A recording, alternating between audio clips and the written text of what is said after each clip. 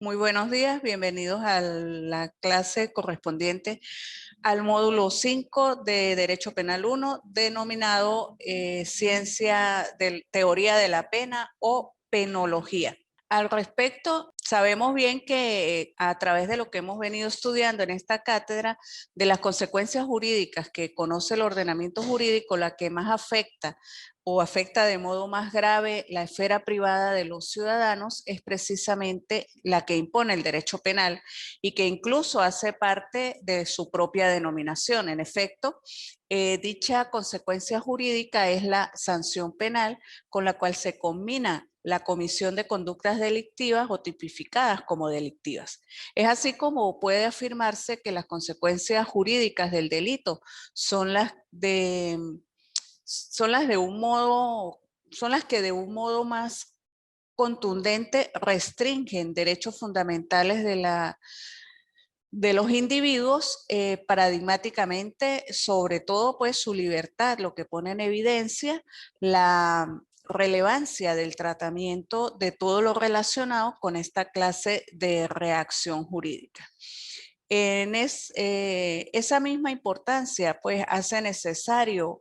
poner límites y regular de la mejor manera posible todo aquello que se encuentra vinculado con esta particular consecuencia jurídica, por lo que es imperativo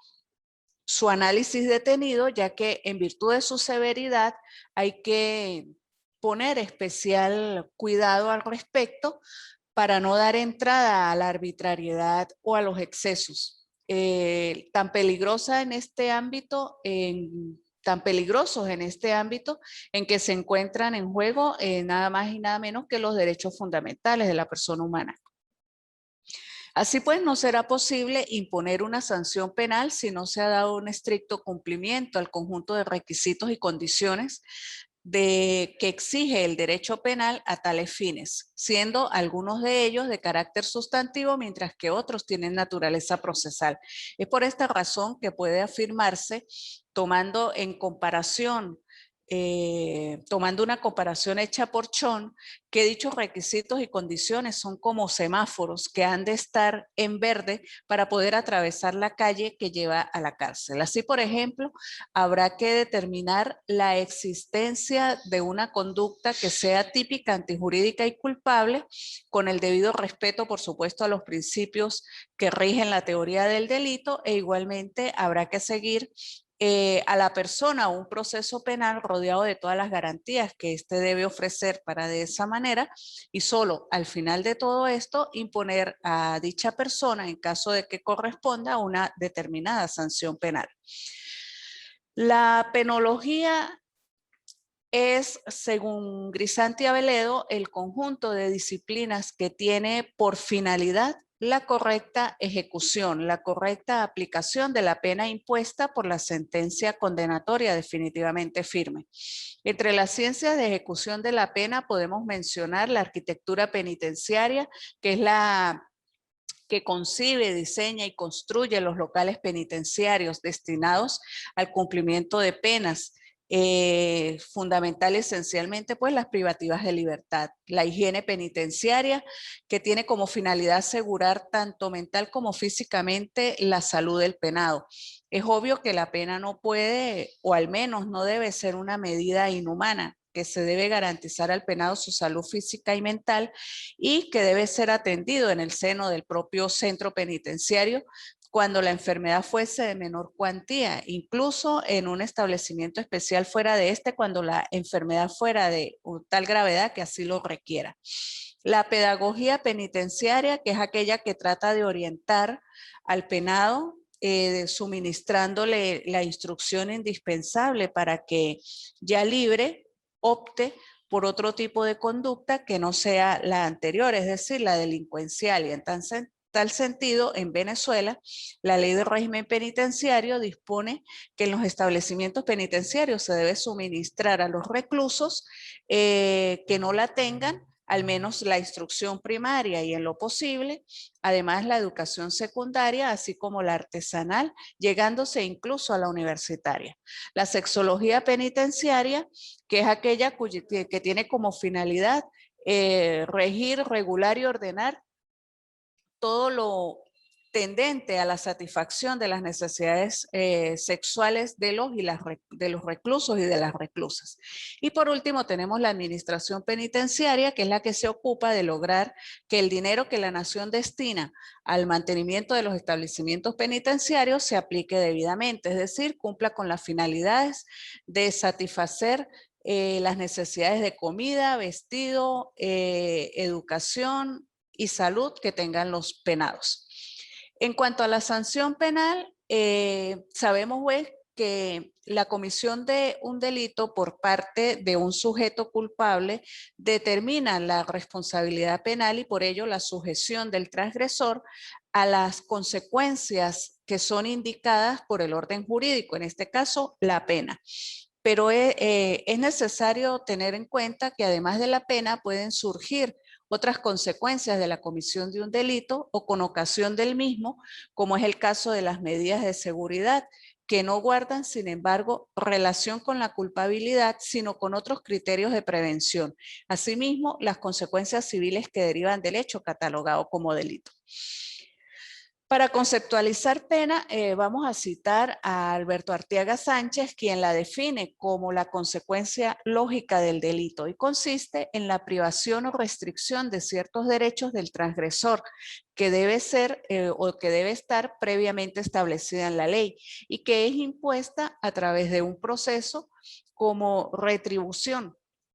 en razón del mal del delito cometido. Según este autor, este concepto se adapta a la naturaleza misma de esta sanción y se enmarca perfectamente dentro de las previsiones de nuestra Constitución, la cual contiene diversas disposiciones relativas a la sanción penal y entre otras, por ejemplo, en materia de derechos individuales, se refiere a la garantía de que ninguna persona podrá ser sancionada por actos u omisiones que no fueran previstos como delitos, faltas o infracciones en leyes preexistentes, que toda persona tiene derecho de ser notificada de los cargos por los cuales se le investiga, que debe disponer del tiempo para ofrecer y evacuar pruebas, que toda persona tiene derecho a ser oída en cualquier clase de proceso y la imposibilidad, entre otras, de que algún ciudadano pueda ser condenado a pena de muerte o a penas perpetuas o infamantes o restrictivas de la libertad que excedan de los 30 años. Es decir, en Venezuela el límite máximo que se le puede imponer una pena restrictiva de libertad a un ciudadano es de 30 años. Más allá de eso, no es procedente. Y también se prohíbe pues someter a los ciudadanos venezolanos al extrañamiento del territorio nacional, es decir, a la extradición o el destierro, como se le denomina. Por su parte, Grisanti Aveledo indica que la palabra pena proviene del latín poena, que significa castigo o suplicio, y señala que pena es la aflicción y sufrimiento o el sufrimiento que se le impone al delincuente en virtud y en función del principio retributivo y expiacionista, según el cual a quien ha hecho mal se le debe responder con otro mal. Esta aflicción, este sufrimiento puede consistir en la privación de libertad o siquiera en la restricción o disminución de un bien jurídico que pertenezca a la persona que ha perpetrado el delito, o sea, el delincuente. La libertad, sus bienes jurídicos o bienes patrimoniales, entre otros. Finalmente, Alejandro Rodríguez ensaya una definición de sanción penal en la que justamente abarca tanto las penas como las medidas de seguridad, aunque tales sanciones deben ser distinguidas. Señala que la sanción penal es el cercenamiento de uno o varios derechos, tales como el derecho a la libertad o a la propiedad privada, señalado expresamente en una ley e impuesto a una persona por el Estado ante la comisión de un determinado hecho punible. Señala este autor que respecto a la pena puede encontrarse múltiples definiciones en la doctrina, entre las que se encuentra la aportada por Heikoles, para quien la pena es un mal que se causa a una persona en procedimiento público general llevado a cabo por el Estado formal y querido en cuanto se ha producido la lesión de una regla jurídica. Si esta lesión se tiene que imputar a esa persona a modo de reproche. De modo que según Rodríguez se considera la pena como el padecimiento de la privación de un derecho definido previamente en la ley e impuesto por el Estado mediante un determinado procedimiento y como consecuencia regulada de la comisión de un hecho punible por parte del penado jurídicamente culpable. Con respecto a las medidas de seguridad para Rodríguez, estas no son más que la privación de un derecho impuesta por el Estado a una persona incapaz de culpabilidad o con capacidad de culpabilidad disminuida que ha cometido un hecho que si hubiese sido cometido por una persona imputable sería punible y en virtud de la peligrosidad exteriorizada con lo que se rechaza toda medida predelictual, siendo entonces que se trate de un hecho típico y antijurídico y no de una simple presunción de peligrosidad que recaiga sobre la persona a capricho de la autoridad. Así precisamente lo entiende el Código Penal venezolano en su artículo 62, cuando, aunque en un lenguaje ya en desuso, expresa que cuando el loco o demente hubiera ejecutado un hecho que equivalga en un cuerdo al delito grave, el tribunal decretará la reclusión en uno de los hospitales o establecimientos destinados a esta clase de enfermos, del cual no podrá salir sin previa autorización del mismo tribunal. En nuestro Código Penal existe una clasificación de las penas en corporales o restrictivas de la libertad y no corporales y en principales y accesorias. Están previstas a partir del artículo 8 y subsiguientes de la norma sustantiva penal. Las penas corporales son aquellas que limitan en cierto sentido este atributo fundamental del hombre, implicando su internación en centros de reclusión o su reducción a un determinado lugar o sitio. Las penas no corporales suponen en su mayoría la restricción de otros derechos, aunque también pueden afectar la libertad del sujeto. Para Mendoza, el carácter de pena principal es exclusivo de las corporales y de las no corporales de multa, caución de no ofender y caución de no dañar, así como amonestación o apercibimiento. Las penas principales son las que la ley tipifica, son las que la ley aplica directamente al castigo del delito, como expresa textualmente el artículo 11 del Código Penal. Las penas accesorias son aquellas que la ley trae como adherentes a la principal, ya sea en forma necesaria o imprescindible o en forma accidental. Mendoza señala que son accesorias exclusivamente la interdicción civil, la inhabilitación política, la sujeción a la vigilancia de autoridad, la pérdida de los instrumentos o armas con que se cometió el hecho punible y de los efectos que de él provengan, así como el pago de las costas procesales. Por último, pueden imponerse como principales o accesorias la suspensión del empleo, la destitución del empleo y la inhabilitación para el ejercicio de alguna profesión, industria o arte. Las penas corporales o restrictivas de la libertad, según Arteaga Sánchez, él expone que nuestro código, al parecer, solo por fuerza de una tradición carente completamente de sentido, conserva la denominación de penas corporales para designar a las penas que tan solo restringen o limitan la libertad del sujeto. Penas corporales, por tanto, en el sentido estricto del término de penas que afectan la integridad corporal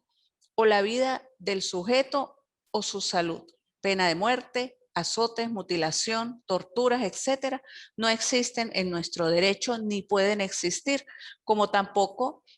las penas que afectan el honor de las personas o penas infamantes como marcas o degradación. La Constitución de 1999 reafirma estos principios humanitarios en materia penal al proscribir la pena de muerte, las penas perpetuas e infamantes y cualquier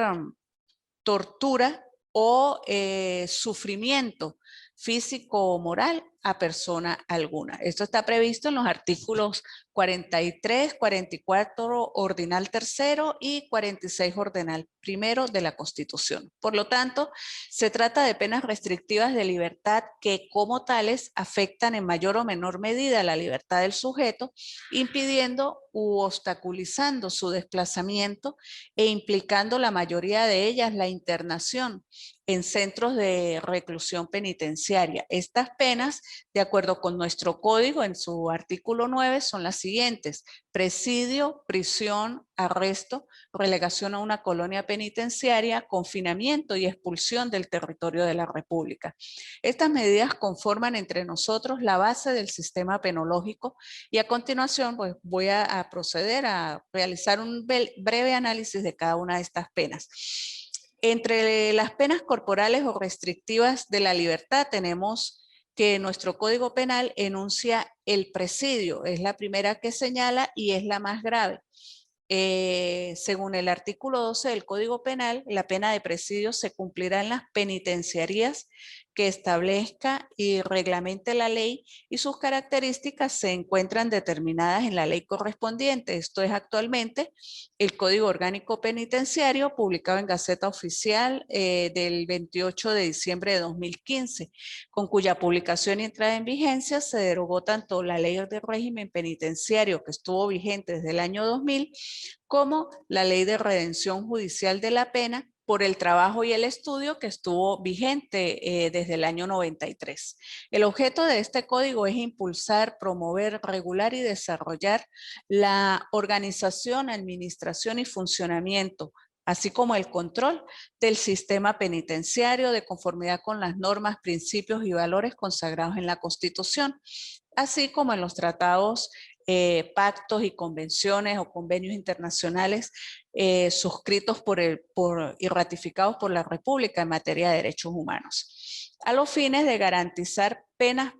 privativas a las personas privadas de libertad, su rehabilitación integral, progresiva y el respeto a sus derechos humanos, posibilitando así su transformación y su reinserción social. En tal sentido, se excluye el concepto de trabajo forzado que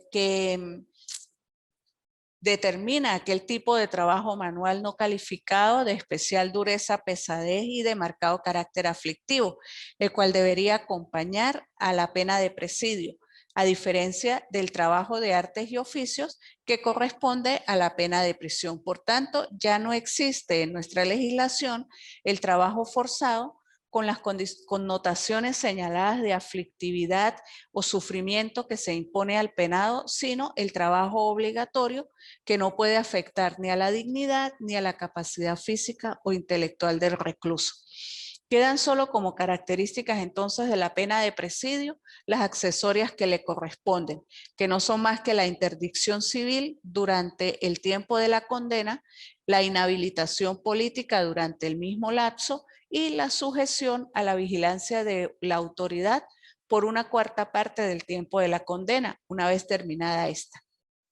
Además, la condena a presidio constituye, según el artículo 185 del Código Civil venezolano, una causal de divorcio. En cuanto a la prisión, a diferencia de la pena de presidio, según el Código Penal, la pena de prisión se debe cumplir en las cárceles nacionales, aunque en defecto de estas puede ordenarse su cumplimiento en las penitenciarías destinadas a las penas de presidio. Ahora bien, con la entrada en vigencia del Código Orgánico Penitenciario, tanto las penas de presidio como la de prisión se han de cumplir en los denominados establecimientos penitenciarios de régimen cerrado para penados y penadas, según señala el artículo 23 de este código. Por lo que respecta a las penas accesorias, le corresponde solamente la inhabilitación política durante el tiempo que dure la condena y la sujeción a vigilancia de la autoridad por una quinta parte del tiempo de la condena una vez terminada esta. Con relación al trabajo, el Código Penal señala que el condenado a prisión no estará obligado a otros trabajos, sino a los de artes y oficios que se puedan cumplir dentro del establecimiento con la facultad de elegir los que más se conformen a sus aptitudes o anteriores ocupaciones. Esto está previsto en los artículos 13, 15, 13, 23, 16 y 15 del Código Penal. En cuanto al arresto, pues tenemos que es la más leve de las penas que implican el internamiento del sujeto y se cumple, según el código, en las cárceles locales o en los cuarteles de policía, o cuando lo disponga la ley, en fortaleza o cárcel política. En general, los delitos leves son sancionados con penas de arresto. Asimismo, la mayoría de las faltas y también lo que constituye la otra vertiente de la aplicación de la pena de arresto, ciertos hechos delictivos que atentan contra la independencia y seguridad de la nación, que se catalogan como delitos políticos y en los que el Código Penal hace mención al arresto en fortaleza o cárcel pública. Esto está previsto en los artículos 144, 146, 158 y 160 del Código Penal, entre otros del Código Penal. La pena de arresto comporta la suspensión mientras se cumple del empleo que ejerza el reo previo a su condena. En el caso de la relegación a colonia penitenciaria, según el artículo 19 del Código Penal, esta pena impone al reo la obligación de residir en la colonia que designe la sentencia firme que imponga la pena, entre las que creare la ley o disponga fundar el Ejecutivo en territorios federales o en las partes despobladas de la República. Como Selva Chozón, es una pena impracticable en la actualidad por no existir las dichas colonias. El relegado, como señala el Código Penal, queda sometido a las reglas de vigilancia establecidas en el reglamento de la colonia y debe someterse como pena accesoria a la suspensión del empleo que ejerce. En cuanto a la pena de confinamiento, según dispone textualmente el artículo 20 del Código Penal, la pena de confinamiento consiste en la obligación impuesta al reo de residir durante el tiempo de la condena en el municipio que indique la sentencia firme que la aplique, no pudiendo designarse al efecto ninguno que diste menos de 100 kilómetros tanto de aquel donde se cometió el delito como de aquellos en que estuvieran domiciliados el reo al tiempo de la comisión del delito y el ofendido para la fecha de la sentencia de primera instancia. El sujeto condenado a esta pena y para comprobar que está cumpliendo la sentencia y durante la condena debe presentarse a la jefatura civil del municipio con la frecuencia que el jefe civil le indique. La que no podrá hacer pues más de una vez cada día ni menos de una vez por semana, según lo establece el primera parte del artículo 20.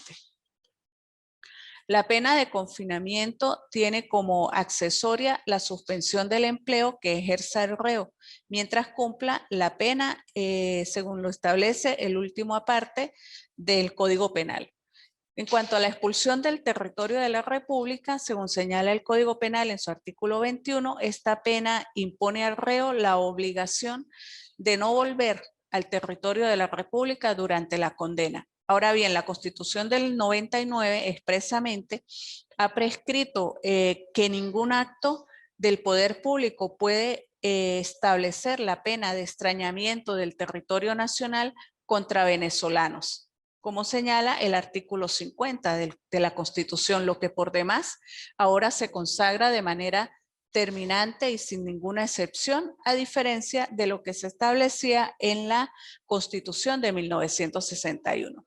Con respecto a las penas no corporales, el Código Penal las denomina así a un grupo de penas que no afectan primordialmente la libertad del individuo, sino otros derechos de naturaleza distinta o de otro orden. Según el artículo 10, son, entre otras, sujeción a vigilancia de la autoridad pública, interdicción civil por condena penal, inhabilitación política, inhabilitación para ejercer alguna profesión, arte o industria, destitución del empleo, suspensión del empleo, multa, caución de no ofender o dañar, amonestación o apercibimiento, pérdida de los instrumentos o armas con que se cometió el delito, pago de las costas procesales, entre otras.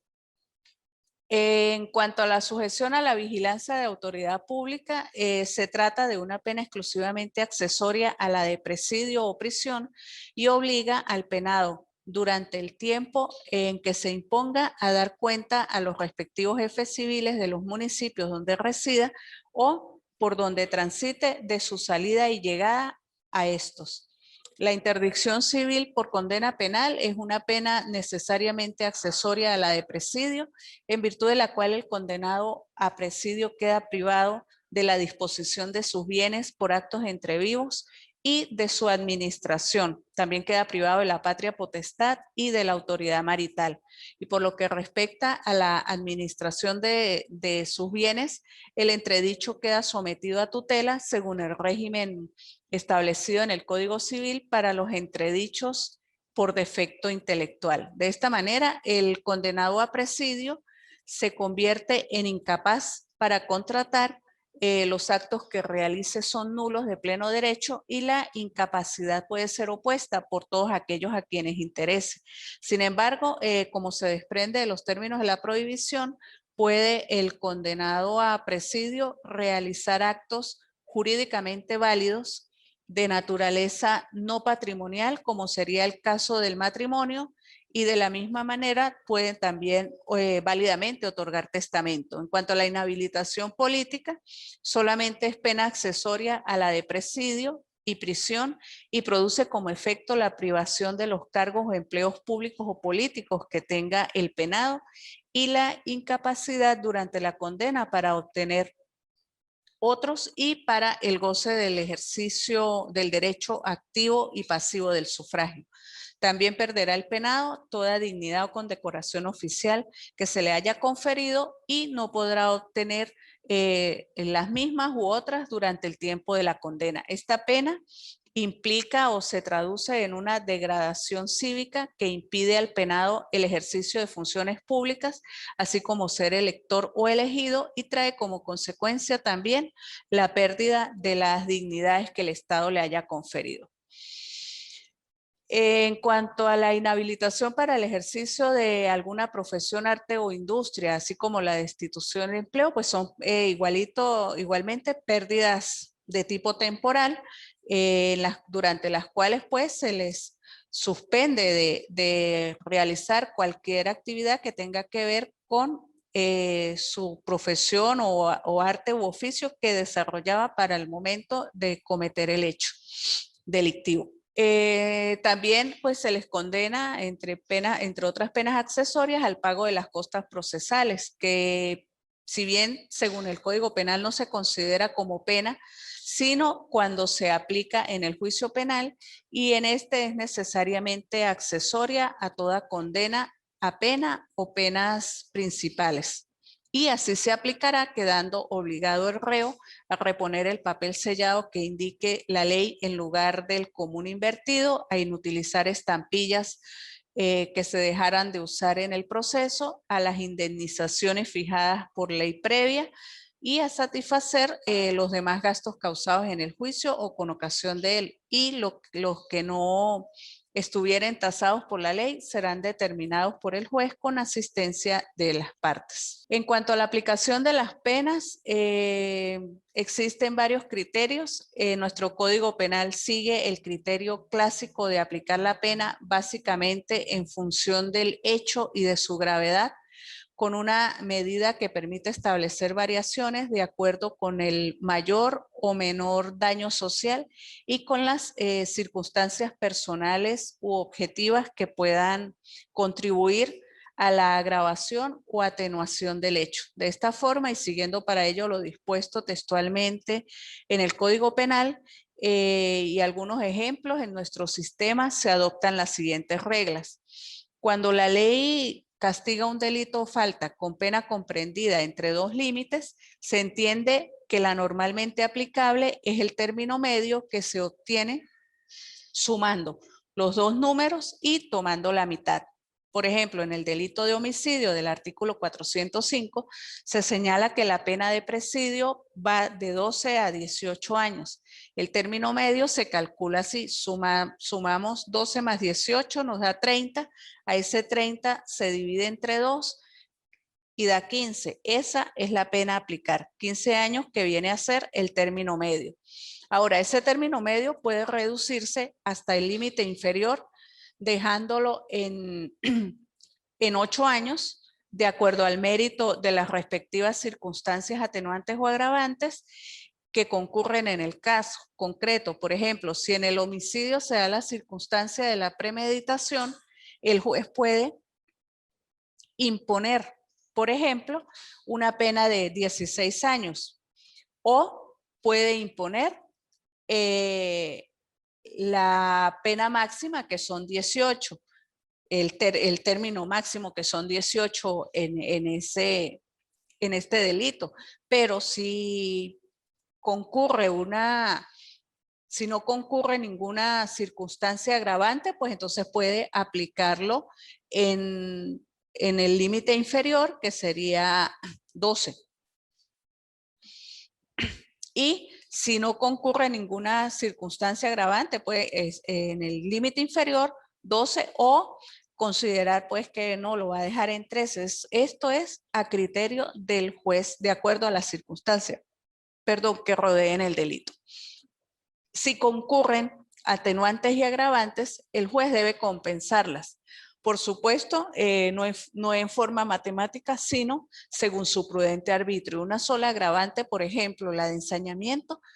puede inclinar la balanza hacia el extremo superior, aunque se den 2 atenuantes. La pena se aplicará, sin embargo, en el límite superior o inferior cuando así lo disponga expresamente la ley. Y asimismo se traspasará uno u otro límite cuando así sea menester en virtud de disposición legal que ordene aumentar o disminuir o rebajar la pena correspondiente al delito en una cuota aparte, que entonces se calculará en proporción a la cantidad de pena que el juez habría aplicado al caso, si no concurriere el motivo del aumento de la disminución. Si para el aumento o rebaja